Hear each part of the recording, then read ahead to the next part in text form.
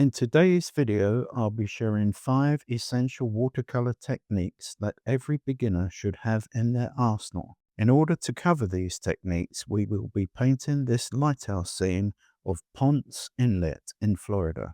As usual, you can see a list of materials in the description, where you will also find a download link for the sketch. So let's start with mixing some colors for the sky. I am using Antwerp Blue this time for the sky and going to mix up a weak version and a much stronger version. This will be quite a simple sky, perfect for beginners, no complicated arrangements in that respect. Now, my first tip is when doing a sky and there are objects involved such as buildings and this lighthouse in this occasion, do a wash of clear water right up to the pencil line of the object. So on this occasion, a lighthouse.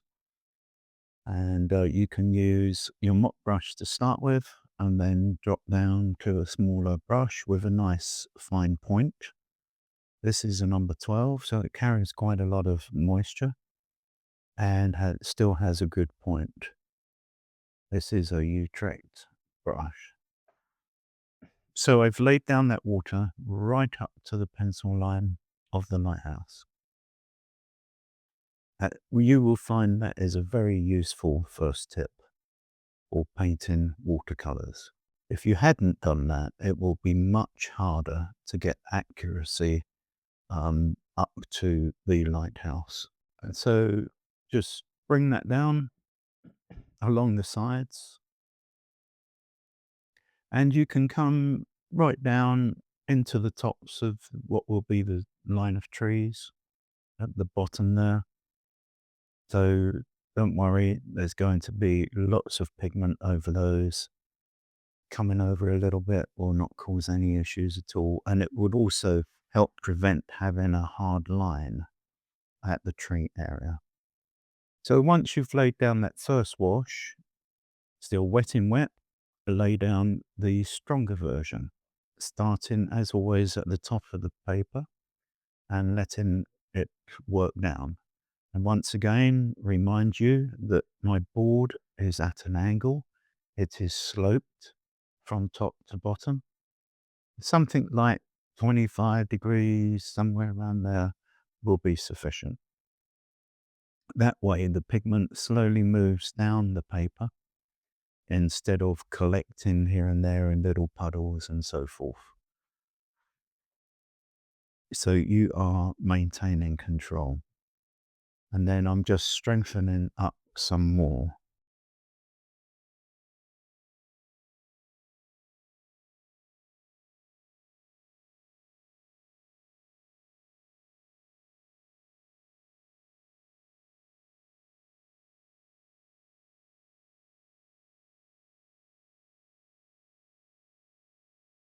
So always remember to have plenty of tissue to hand, mop up the edges to avoid creep back, where it will dry in some areas, stay wet in others, and then you get nasty lines.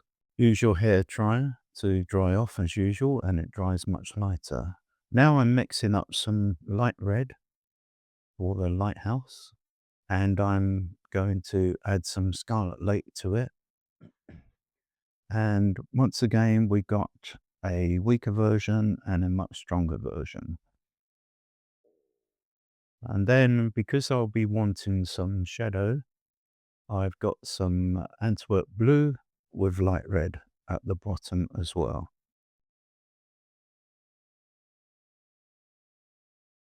This will involve now my next tip to you is when painting an object like a lighthouse or a building and you want a light area.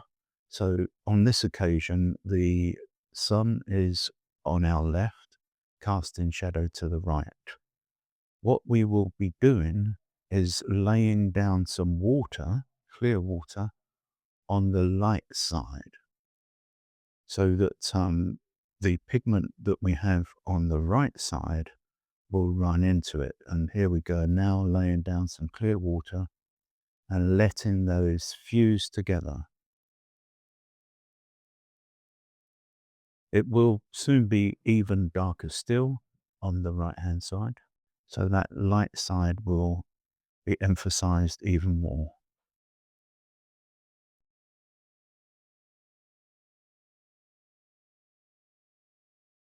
So a stronger version now, wet in wet again, or the lighthouse on the right side, before we add even further darks. At this stage, you would move to a smaller size brush. I would recommend something like a number 6, but as I always mention, brush sizes do vary tremendously according to the make. One make compared to another will be very different. So now I'm laying down that dark mixture on the shadow side, and once again letting that fuse in.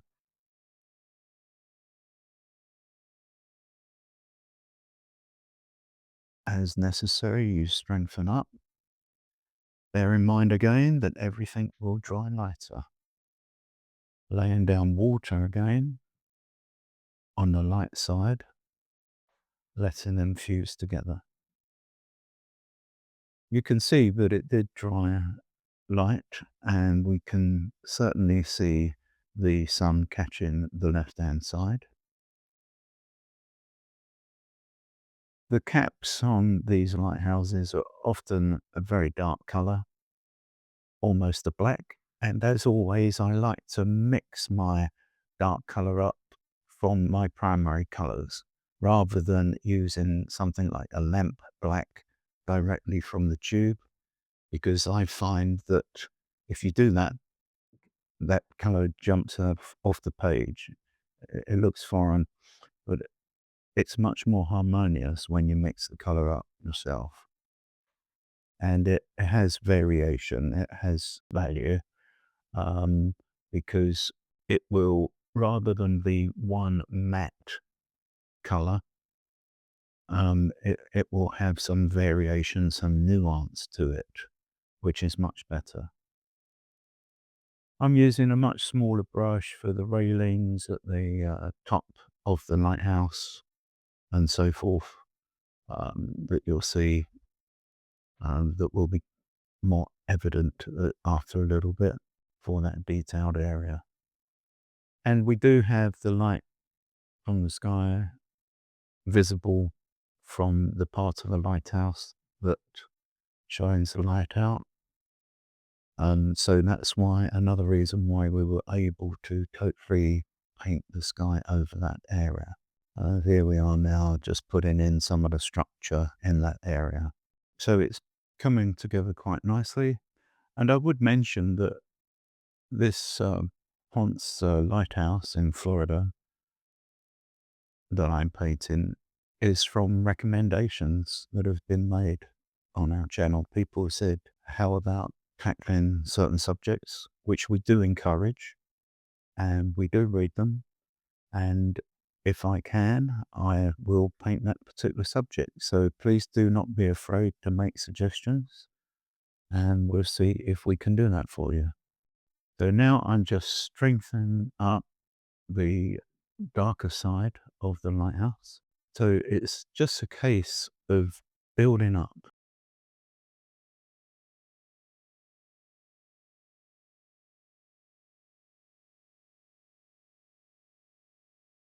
Then dry that off with the hairdryer again. We're over a third of the way through this particular painting. Most of our time and attention has been upon the lighthouse because we do need to get it very accurate because it's the principal feature of the painting.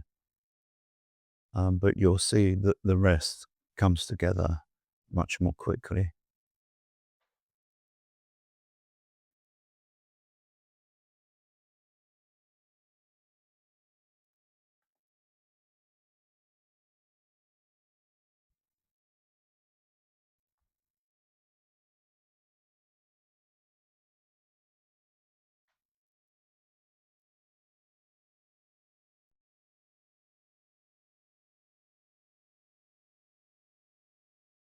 Okay, So number 12 brush, again, clear water over the bottom section where the water itself will be.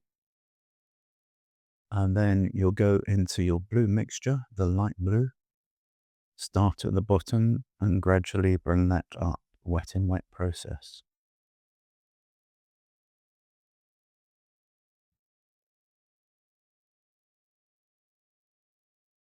Then once that's done, you go into the darker version, working up from the bottom again,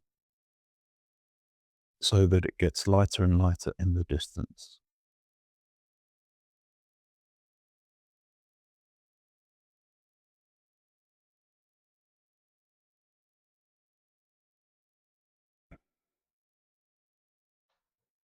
Okay, so my next tip now is use a flat brush for showing reflections in water. As I'm doing now, very small flat brush, something like quarter size on this occasion. And we're just indicating a little bit of reflection from the lighthouse. And now I'm just lifting a little bit where I want to see more light, as in the English style of watercolor painting, we use the white of the paper for our lights. Much better than using opaque paint, such as Chinese white or gouache. Some people say gouache, because I find that jumps off the page if you use it. It looks foreign, doesn't look natural. But whenever you can use the light of the paper, there are exceptions, but that's a good general rule to stick to. Now we're going to spend some time doing some work on the various buildings. We're getting close to halfway through this painting, and there's still some more tips to come. So this is just a case of studying from the photograph, reference photograph that you have, certain detail. But my style is representational, but impressionistic as well. So I'm not aiming for a photographic type image of the subject matter. I'm trying to put art into the painting, and therefore I do have that mixture of representational and impressionistic.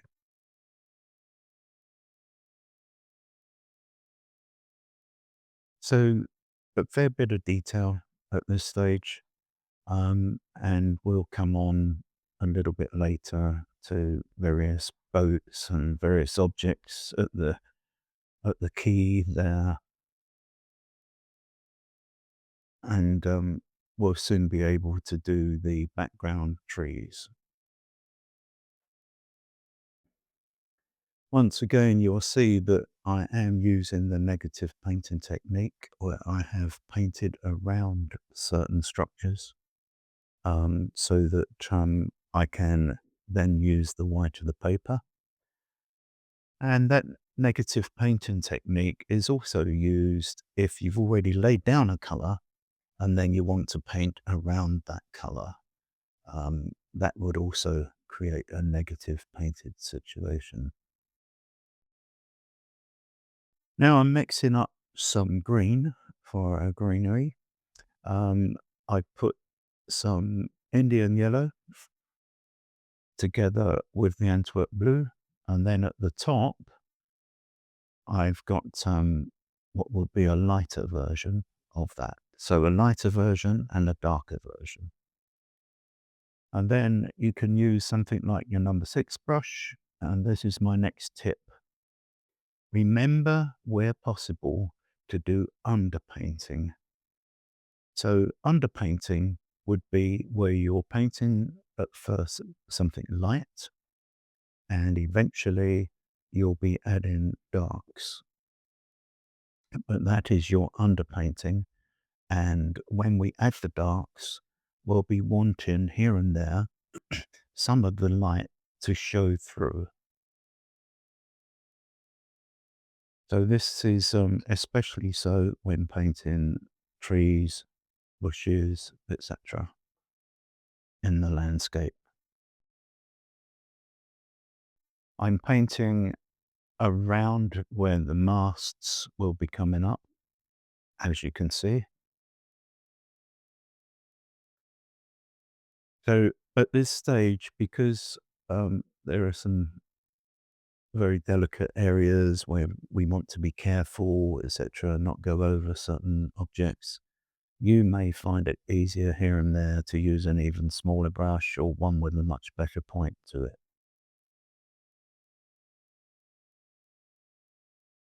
So lots of greenery in this background.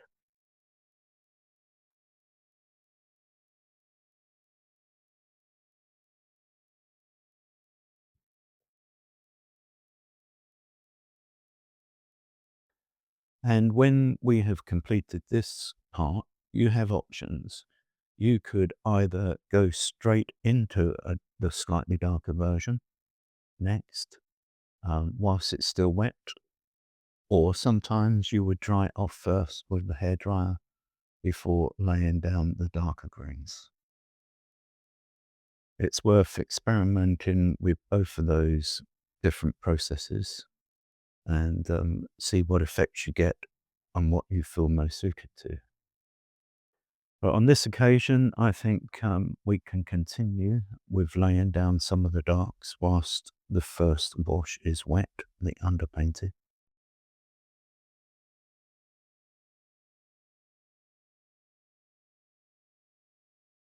And now I'm just laying down some shadow here and there. Um, as I say, the sun is from the left, so shadow is on the right. And it is emphasizing various objects that we painted around, such as these sailboats and other boats. And then putting in various masts and so forth and rigging using a very small brush, perhaps a number 2. It would be appropriate if it's got a nice fine point. Just doing enough to tell the story, not getting too detailed about it, but enough to make it convincing.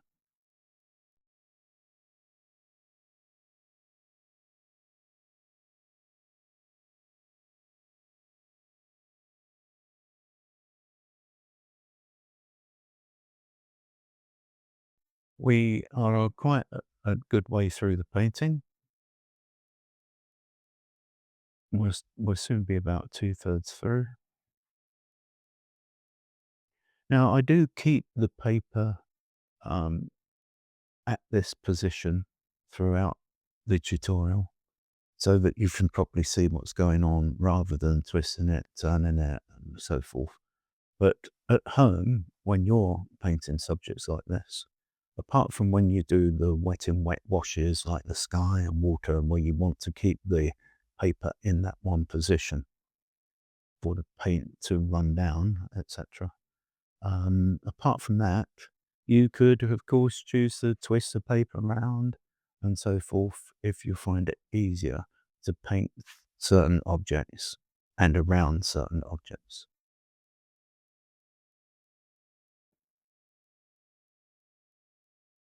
To give it character, thankfully, there are quite a few little palm trees here involved in the painting, and they're a little bit forward, so they'll be darker.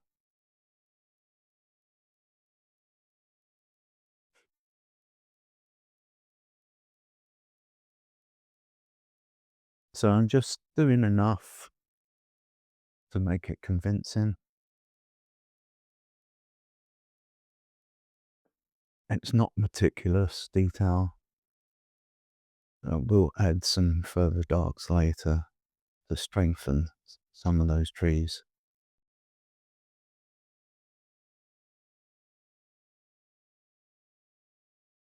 And here we are, I'm darkening some of those trees, as I mentioned now.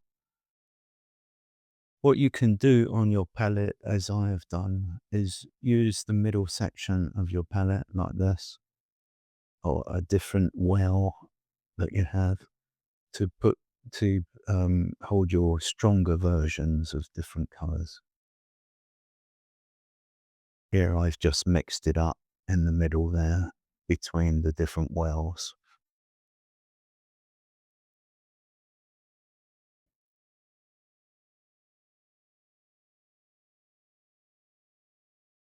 So they're coming together quite nicely, very quickly painted, not fussy.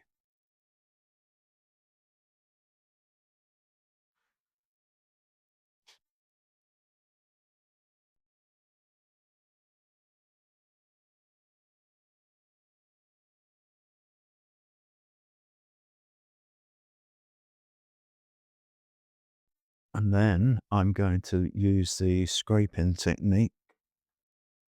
Um, it, Here, what we do is we have our pigment on the brush, but quite a version that is thick, that has got less water to it. And that enables us to scrape. And this paper is perfect for it because it's Arches 300-pound rough, so it has good tooth, good texture, enables us to scrape on pigment. So we've now got a better value going on in terms of the foliage behind the closest areas where all the boats are and the buildings and so forth, just abutting the lighthouse.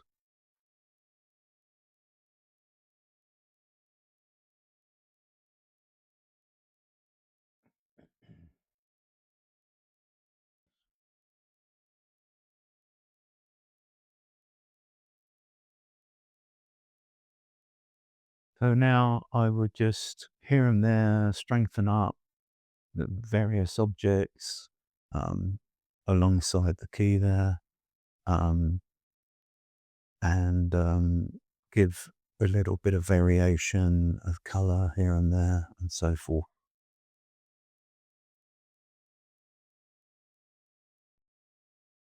Making it as interesting as possible. Sometimes you look at it and say, I wonder what that object is there in this painting, because it's not meant to be extremely well defined in those areas. It just keeps it interesting and has the viewer sort of guessing a little bit. As I said earlier, it's not meant to be so accurately painted that it's almost like a photograph. It's impressionistic. And soon we'll be coming on to another tip, getting quite close to it.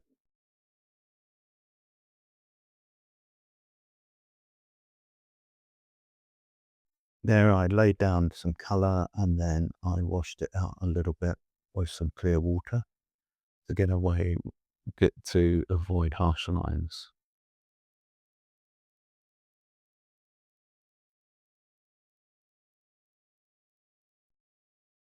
Little bit of reflection of the greenery there in the water and from some of the buildings. We've already done the one from the lighthouse. But we need to do something else, and that will be some of the light areas on the boats, etc. So this is going to be my next tip. What you can do is use a flat brush with clean tissue, lay down some clear water,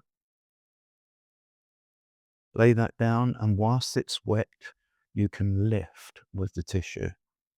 And then you get down to the paper, the light of the paper, and that will act as your lights. And in a diffused manner. So that's nice and interesting as well. And very much looks natural. So that would be my fifth tip. to give you. I hope you have found those various tips throughout this tutorial yet interesting for you to employ when creating your own masterpieces in the future. That is what we like to do with our tutorials, to pass on information, various techniques to enable you to employ those for your own benefit. You're strengthening up the reflection of the lighthouse there a little bit and lifting with some tissue. Also going to use the flat brush for some ripples in the water.